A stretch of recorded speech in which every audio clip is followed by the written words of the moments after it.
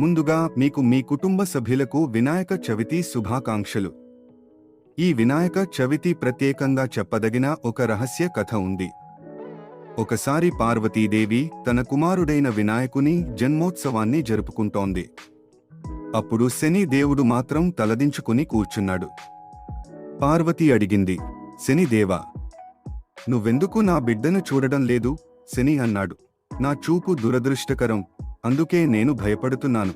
కాని పార్వతీ పట్టుబట్టి, నా బిడ్డను చూడు అని అన్నది.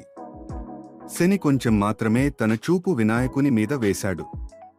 ఆ చూపు పడగానే వినాయకుని తల శరీరం నుండి వేరైపోయింది. పార్వతీ విలపిస్తూ శివుని పిలిచింది. శివుడు వెంటనే దేవతలందరినీ పిలిచి ఏనుగు తల తెచ్చి జోడించారు.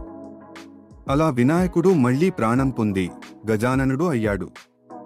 ఈ కథ అర్థం, కష్టాలు కొత్త ఆరంభానికి దారి తీస్తాయి.